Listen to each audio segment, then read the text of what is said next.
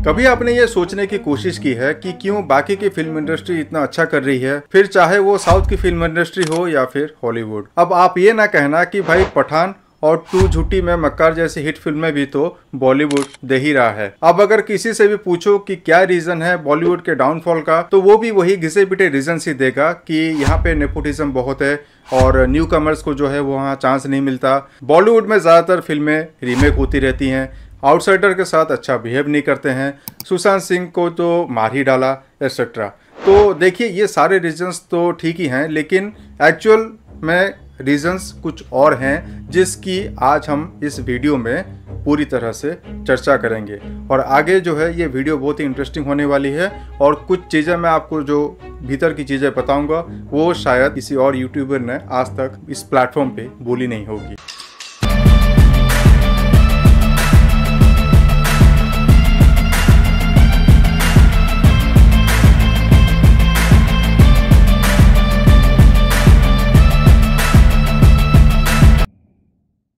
तो नमस्कार दोस्तों, स्वागत है मेरे चैनल पे। तो देखिए बॉलीवुड के डाउनफॉल के कई कारण हैं, जिसमें से पहला है हर्ड मेंटेलिटी। उसका जो मीनिंग होता है वो है भेड़ की चाल।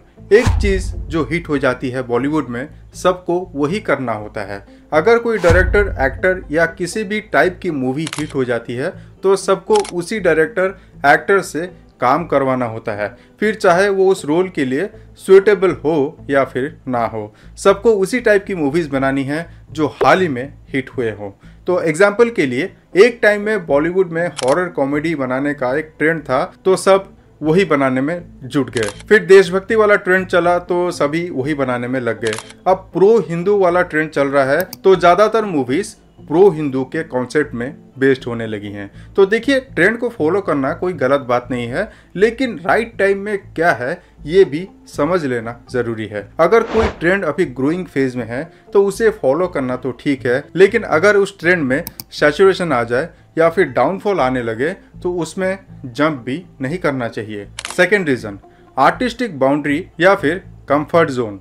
आपने नोटिस किया होगा कि ज़्यादातर डायरेक्टर एक ही टाइप की फिल्में बनाते हैं, साथ ही साथ ज़्यादातर एक्टर्स एक ही टाइप के रोल करते हुए नजर आते हैं। कम ही ऐसे लोग हैं बॉलीवुड में जो सच में कुछ नया सीखने और ट्राई करने की आज की डेट में कोशिश कर रहे हैं और जिन्हें हम वर्सेटाइल एक्टर कह पाएं। फॉर एग्जाम्पल टाइगर श्रॉफ और विद्युत जामवाल हमेशा आपको एक एक्शन मूवी में ही दिखेंगे। वरुण धवन हमेशा कॉमेडी ही करेगा और अर्जुन कपूर भागेगा।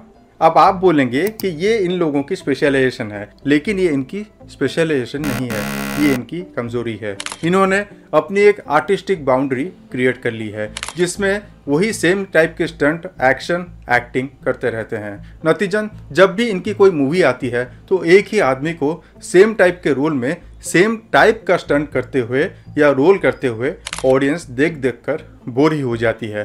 फिर चाहे मूवी की स्क्रिप्टिंग कैसे भी हो, मूवी सिमट कर रह जाती है और वो एक्टर्स भी एक्टर्स रह जाते हैं। कभी अमिताभ बच्चन, शाहरुख, आमिर खान की तरह डिफरेंट टाइप के मूवीज पर काम करके सुपरस्टार तो कभी बन ही नहीं सकते। तो तीसरा पॉइंट है internet revolution and OTT platform. देखिए 2010 के पहले एंटरटेनमेंट के दो ही रिसोर्सेज होते थे, एक था टीवी और दूसरा था सिनेमा हॉल। टीवी पर आते थे न्यूज़, सीरियल और क्रिकेट मैच और हफ्ते में 1 या 2 बार मूवीज आती थी। ऐसे में जिसे मूवी देखना है उसे सिनेमा घर जाना ही पड़ता था। आज की तरह टेलीग्राम और लीकेज का सिस्टम तो था ही नहीं। जियो के आते ही हुआ एक बहुत बड़ा इंटरनेट रेवोल्यूशन और पीछे पीछे नेटफ्लिक्स, प्राइम वीडियो, जियो सिनेमा एक्सेट्रा ओटीटी प्लेटफॉर्म में भी आ गए। अब नतीजा ये हुआ कि कोई भी बिना सिनेमा हॉल गए आसानी से कहीं भी रहकर कोई भी कंटेंट देख सकता है। अब आप खुद सोचिए कि सिर्फ 150 से 200 पर मंथ सब्सक्रिप्शन प्लान में अगर कोई भी घर बैठे पूरे महीने का जब चाहे तब दुनिया की कोई भी फिल्म देख सकता है, तो फिर वो अपना पैसा और टाइम बर्बाद करके वही पुरानी घिसी पिटी स्टोरी वाली फिल्मों पर एक्शन और वीएफएक्स का मसाला डाल के चलने वाली फिल्मों को देखने आखिर क्यों जाएगा। अब तो ओटीटी प्लेटफॉर्म इतना सुप्रीम हो चुका है कि 100 से 200 करोड़ तक की फिल्में सीधे ओटीटी प्लेटफॉर्म पे ही रिलीज होने लगी हैं। नंबर 4, ग्रीडी एक्टर्स की हाई चार्ज की वजह से प्रोड्यूसर डायरेक्टर को मूवी अच्छा बनाने का बजट के साथ कॉम्प्रोमाइज करना पड़ता है। यूं कहें कि सामने दो ऑप्शंस हो जाते हैं, या तो महंगा एक्टर लें या फिर मूवी की स्टोरी पर खर्च करें, जिसकी वजह से अक्सर डायरेक्टर और प्रोड्यूसर जो होते हैं वो अपनी मनचाही लोकेशन पर शूट नहीं कर सकते, प्रमोशन नहीं कर पाते, अच्छे VFX यूज नहीं कर पाते। इतना ही नहीं, कुछ एक्टर्स इतने घमंडी हो गए हैं कि वो मूवीज को लेके एफर्ट और सीरियसनेस ही नहीं दिखाते, जैसे कि हमारे अक्की पाजी। पहले तो ये भाई साहब मूवी के लिए 150 करोड़ तक मांगते हैं, फिर डिमांड भी करते हैं कि मुझे ये मूवी 40 दिनों में खत्म करनी है। नतीजन जल्दबाजी में अच्छी शूटिंग नहीं हो पाती। इन एक्टर्स को ये लगता है कि वो कुछ भी करेंगे तो सब कुछ फेमस हो जाएगा, क्योंकि वो सुपरस्टार्स हैं, मूवी उन्हीं के वजह से ही चलेगी। लेकिन ऑडियंस तो पागल नहीं है। ऑडियंस सिर्फ अपना फेवरेट एक्टर का नाम सुन के ही, बल्कि रिव्यू देख के डिसाइड करती है कि वो अपने पैसे खर्च करे या फिर नहीं। फ्लॉप स्टोरी लाइन पर मेहनत या पैसा लगाने की बजाय प्रमोशन और फेमस एक्टर्स को हायर करने में बहुत सारे पैसे यहाँ पे लगाए जा रहे हैं। इसके साथ ही ना सिर्फ पूरी बॉलीवुड फिल्म की सीन को, बल्कि एक पार्ट को महत्व देने के लिए सारे के सारे जुट जाते हैं, और आशा किया जाता है कि अगर वो पार्ट वायरल हो गया तो फिर फिल्म भी सुपरहिट तो हो ही जाएगी। इस पार्ट में ज़्यादातर आइटम सॉन्ग या फिर कोई ऐसा डायलॉग जो फिल्म रिलीज होने से पहले बहुत सारे सोशल मीडिया पे वायरल किया जाता है, तो उन्हें लगता है कि ऑडियंस इसको देखेंगे तो ऑटोमेटिकली उनकी फिल्म चल जाएगी। और यही कारण है कि बॉलीवुड से स्टोरी, साइंस और लॉजिक पूरी तरह से गायब हो चुकी है। मटेरियलिज्म। तो आज से 10 साल पहले की कोई भी फिल्म उठाकर हम देखेंगे तो हम पाएंगे कि उनकी स्टोरी से हम खुद भी रिलेट कर पाते थे। फिर चाहे वो धमाल हो, मालामाल वीकली हो, गोलमाल हो, ढोल हो या फिर हेरा फेरी हो, इन सब में एक रियलिटी नज़र आती थी। लेकिन आज के बॉलीवुड को अगर हम देखें तो पाएंगे कि इसमें इतना मटेरियलिज्म बढ़ गया है कि वो सारी कहानियाँ बिल्कुल फेक लगती हैं। एग्जाम्पल के लिए हाफ गर्लफ्रेंड एक वर्चुअल दुनिया बना दी है बॉलीवुड ने, जिसका रियलिटी से कोई रिलेशन ही नहीं है और ना ही हॉलीवुड की तरह साइंस फिक्शन पर बेस्ड है।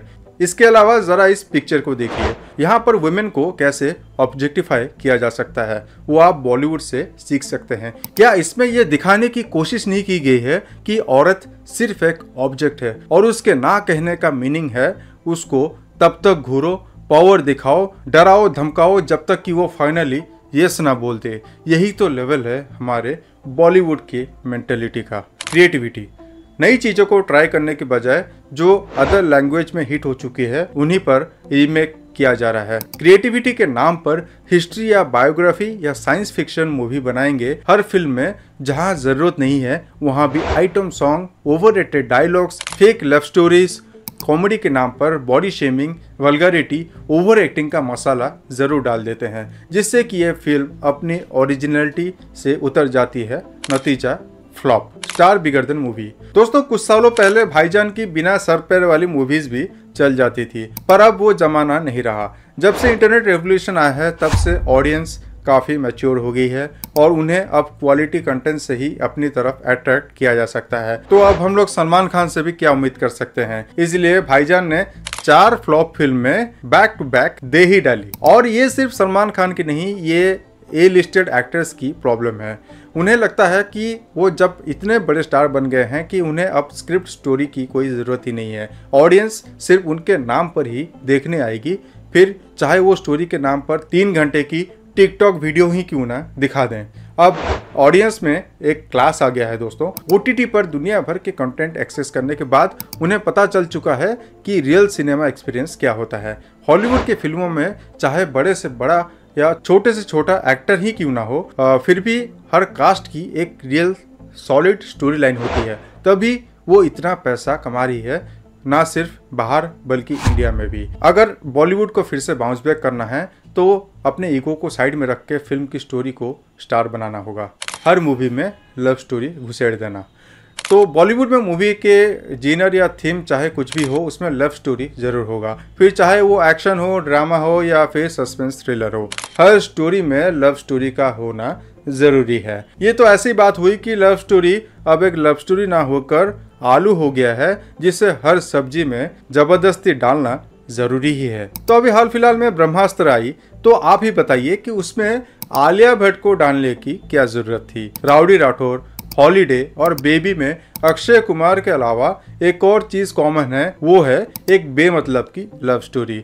मूवी की स्टोरी किसी और ट्रैक पर है, वहीं दूसरी तरफ एक लव स्टोरी घुसाकर उसका तड़का बना दिया। वो ये सोच के ऐसा करते हैं कि एक्ट्रेस को मूवी में जगह देने से मूवी हिट होने के चांसेस बढ़ सकते हैं, लेकिन होता इसका उल्टा है। मूवी अपनी ओरिजिनलिटी खो देती है, नतीजा flop. Last but not the least, audience. दोस्तों, हम लोग भी कहीं ना कहीं रिस्पॉन्सिबल हैं इस डाउनफॉल में। एक तरफ ऑडियंस बोलती है कि बॉलीवुड हमें अच्छी फिल्में नहीं देता, दूसरी तरफ जब बॉलीवुड गैंग्स ऑफ वासेपुर जैसी फिल्में बनाता है तो हम जैसे लोग उसे देखने ही नहीं जाते। क्यों? क्योंकि कोई बड़ा स्टार था ही नहीं उसमें। वहीं दूसरी तरफ प्रेम रतन धन पायो और रेस 3 जैसी फिल्में 300 करोड़ से ऊपर का बिजनेस कर जाती हैं। फिर यही लोग पूछते हैं कि बॉलीवुड अच्छी फिल्में क्यों नहीं बना पाता। प्रोड्यूसर्स को जिस तरह से फिल्मों से ज़्यादा पैसे की कमाई होगी, उसी तरह की फिल्में बॉलीवुड बनाते रहेगा। अब कमाई गंदी फिल्मों से मिले या अच्छी फिल्मों से मिले, उनको उससे क्या मतलब। तो अगर आप चाहते हैं कि बॉलीवुड कंटेंट वाइज ग्रो करे तो आर्ट को आपको सपोर्ट करना पड़ेगा ही। क्वालिटी सिनेमा को सपोर्ट करना सीखिए, ना कि सिर्फ फिल्म स्टार्स को। इस इंडस्ट्री को सुधारने की ताकत सिर्फ ऑडियंस के हाथ में होती है। जय हिंद।